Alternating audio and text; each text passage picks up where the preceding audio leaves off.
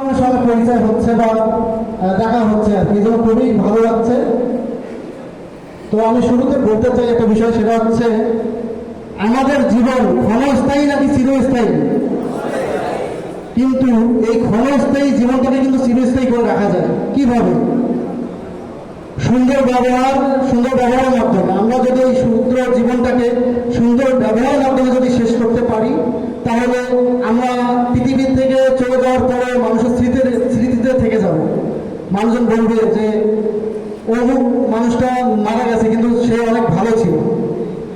আমরা এইভাবেই চিরস্থায়ীভাবে বেঁচে থাকতে চাইতো নাকি মানুষের মাঝে? আচ্ছা, আমি এই নিয়ে দুইটা হাদিস বলতে চাই। মহানবী সাল্লাল্লাহু আলাইহি ওয়াসাল্লাম বলেছিলেন, সবচেয়ে বেশি যা মানুষকে জান্নাতে প্রবেশ করাবে তা হলো আল্লাহ তাআলার ভয় এবং সুন্দর আচরণ, এবং সবচেয়ে বেশি মানুষকে জাহান্নামে প্রবেশ করাবে তা হলো মানুষের মুখ এবং লজ্জাস্থান। অপর পক্ষে আরেকটা হাদিসে বর্ণিত আছে, কিয়ামতের দিন মিজানের পাল্লা সবচেয়ে ভারী হবে উত্তম আচরণ এবং সুন্দর ব্যবহার। আবু দাউদ 4724। এই কথাটা গুরুত্ব কিন্তু অনেক বেশি। আপনারা দেখবেন যে মুখের কথার কারণে ভাই ভাইকে খুন করে।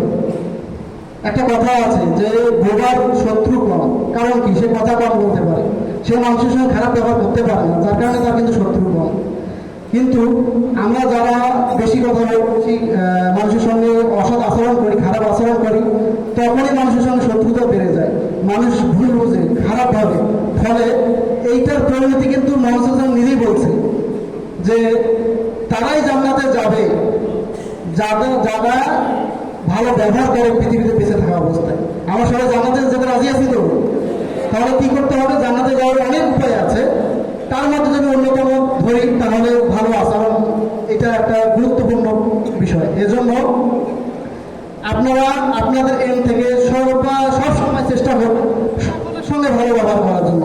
আপনারা কিন্তু আমাদেরকে কিন্তু ঠিকই আমাদের সঙ্গে সহজে আচরণ করতেছেন, ভালো ব্যবহার করতেছেন, কিন্তু আপনারা এক পাশ দিয়ে আমাদের সম্মান করতেছেন, অন্য পাশ দিয়ে আবার মারছেন বা কাস্টমার করতেছেন। একজন মানুষের দুই ধরনের আচরণ। তার মানে বোঝা যায় আপনি আপনার হাত থেকে এই সম্মানের জায়গাটা আসতেছে না, ভালো ব্যবহারটা আসতেছে না। আপনারা আপনাদের পজিশনের জায়গা থেকে সম্মান করতেছেন, ভালো ব্যবহার করতেছেন, কিন্তু হওয়া উচিত ছিল কি একজন মার্চেন্টের সঙ্গে আমাদের সঙ্গে যেরকম আপনাদের চলাফেরা আচার আচরণ, তার সঙ্গে ঠিক তেমনই ব্যবহার আচার আচরণ করে। কেন? একজন মার্চেন্ট এবং কাস্টমার যতদিন আমাদেরকে সাপোর্ট দিবে ততদিন ডে বাই ডে ভালো অবস্থানে যাবে। যদি আমাদের কারণে একজন মার্চেন্ট বা একজন কাস্টমার যে মুখ ফিরিয়ে নেয়, তার মানে কি আমাদের মার্চেন্ট এবং কাস্টমার কমে যাবে, তাহলে কি পার্সেলও কমে যাবে। আর পার্সেল কমে গেলে কি হবে এটা তো আমরা বুঝতে পারতেছি। তো এই জন্য সবার কাছে অনুরোধ করবো, আপনাদের মাধ্যমেই আজকে আমরা 1 নম্বর পজিশনে আসছি। আবার আপনাদের মাধ্যমেই কিন্তু আবার আমরা কলোনির দিকে যাওয়ার সম্ভাবনা আছে। তার মধ্যে কয়েকটা কারণ, তার মধ্যে ব্যবহার একটা বড় বিষয়। ব্যবহারই ব্যবসার পরিচয়। আপনারা যত ভালো ব্যবহার করবেন, যত সুন্দর মতো কথা বলবেন মানুষের সঙ্গে, তত মানুষ আমাদেরকে রিপ্রেজেন্ট করতেছেন। আমাদের সঙ্গে তো সরাসরি কাস্টমারের কথা হয় না, আপনাদের সঙ্গে হয়। আপনাদেরকে দিয়ে আমাদেরকে জাজ করে যে প্রতিষ্ঠান কেমন। আপনারা যত ভালো চলাফেরা করবেন, ভালো ব্যবহার করবেন, প্রতিষ্ঠান তত সুনাম হবে। আমরা আপনাদের কারণে 1 নম্বর পজিশন আজীবন থাকতে পারবো এবং আরো ভালো অবস্থানে যেতে পারবো। এই জন্য সবার কাছে আমার রিকোয়েস্ট থাকবে, আপনারা আপনাদের অবস্থান থেকে সব সময় সবার সামনে বা সবার সঙ্গে ভালো আচরণ করবেন। আর আপনারা জানেন যে আমাদের এই 7 বছরের ইতিহাসে এই ঈদে তুলনামূলক খারাপ সার্ভিস গেছে। তো গেছে কয়েকটি কারণে। এইগুলো বিষয় নিয়ে আমার সম্মানিত স্যার বিস্তারিত কথা বলবেন।